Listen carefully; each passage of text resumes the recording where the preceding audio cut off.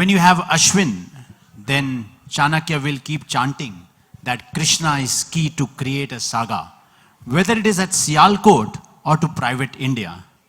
And just need to count to 10 to understand who are the keepers of Kal Chakra, and whether you need 13 steps to bloody good luck or to create that bloody good wealth. That's a small introduction of our speaker, Ashwin. तो नवीन जी, आपने इनको ये नहीं बताया कि ये जो introduction का पैराग्राफ था, Ashwin Sanghi, first thing he did was to take a photograph, because that's one of the nicest introductions anyone has given me. So thank you. So that's the effect of Poa of Indore, sir.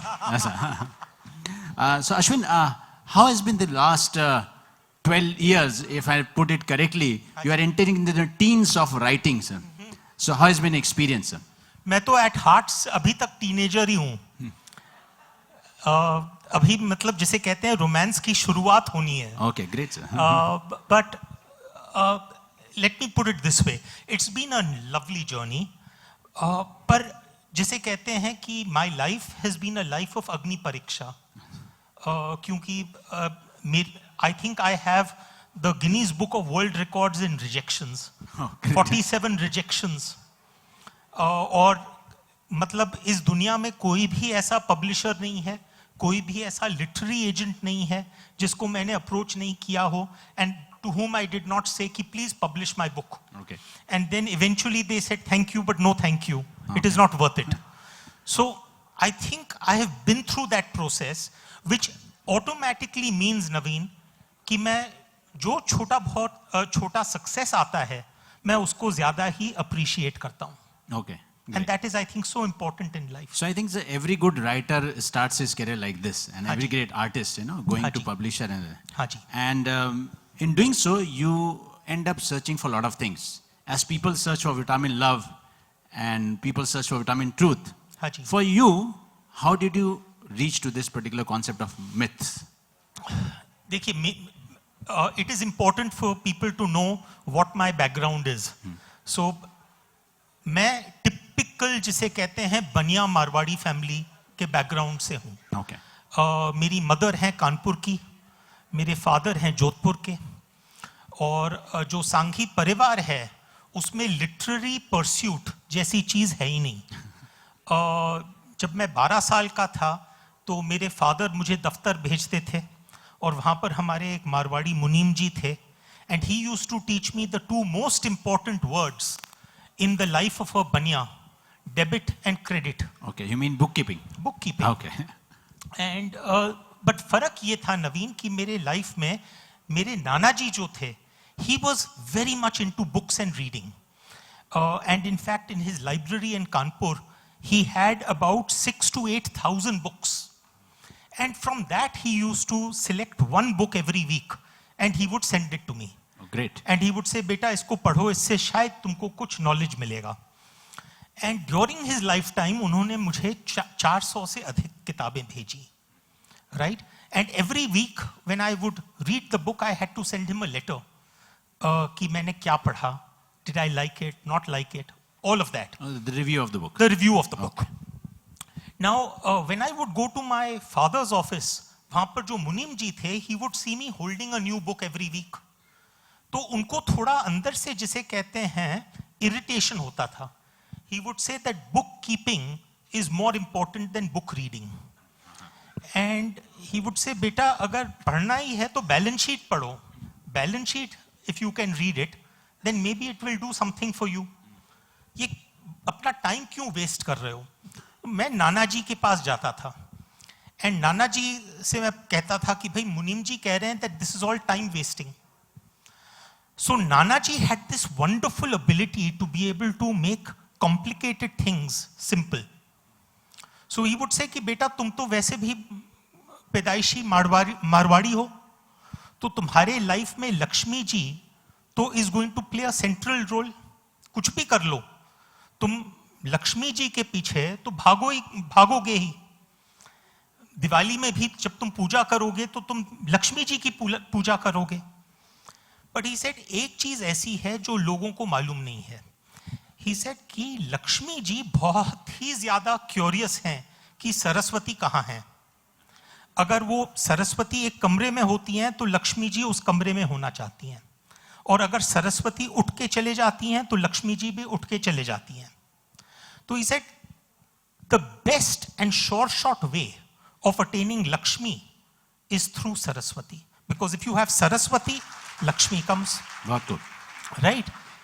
And then he would go on to say कि एक ही ऐसा Hindu deity है जो दोनों देवियों को साथ में बैठाता है, और वो है Ganesh, which also explains why I look the way I do. Okay, great. Because मेरा पूरा effort Thank है God. कि लक्ष्मी और सरस्वती इर्द गिर्द रहें. So you have already answered my second So question. now, coming to your question, I'm sorry I had to give that little background.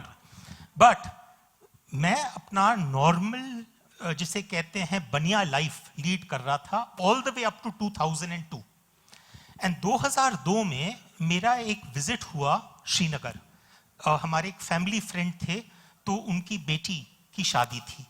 तो I went to Srinagar. It was the peak of terrorism. सब जगह military check posts और road barriers लगे हुए थे. अगले दिन मेरे पास 2-3 घंटे फ्री थे, तो मैंने ड्राइवर से कहा कि मुझे कहीं ले चलो.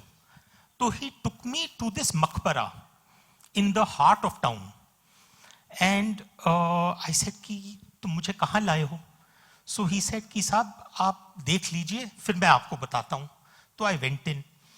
You know, it is believed that there is a 13th or 14th century Muslim Peer who is buried in that tomb. The place is called Rozabal, tomb of the Prophet. तो उनकी जो burial की गई है, that is in a Islamic direction with the head pointing towards Mecca. पर जो curious चीज है that there is a second body. Actually, we should call it the first body, which is underneath Nasiruddin's body, the Peer. तो Nasiruddin की body के नीचे एक और body है, and that is not with the head pointing towards Mecca. It is east-west burial, and which is the tradition that used to be followed by the ancient followers of Judaism, Jewish faith. The original land records of the property show that it has existed from 124 AD. मतलब 2000 साल से वहाँ पर कुछ ना कुछ structure है.